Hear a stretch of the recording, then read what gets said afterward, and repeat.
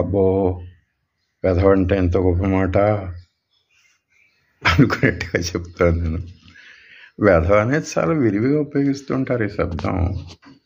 అదో నామవాచకం లాగా, ఓకే, నౌన్ లాగా పెంచి ఎన్నైనా అడ్జెక్టివ్స్ పెడుతూ ఉంటారు.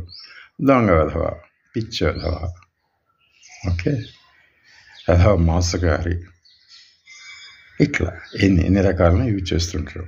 పనికిరాని వెధవ మామూలుగా తిట్టుగా ఉంటుంది, మరీ బూతులు తట్టుకునే మాట ఉపయోగిస్తుంటారు. వెధవ అని యూజ్ చేస్తూ ఉంటారు.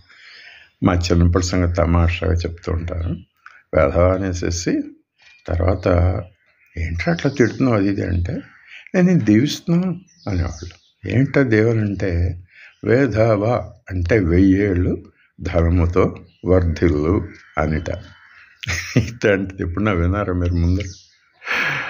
అబ్బో, అంత గొప్పదా వెధవ అన్నట్టుగా ఉంది కదా.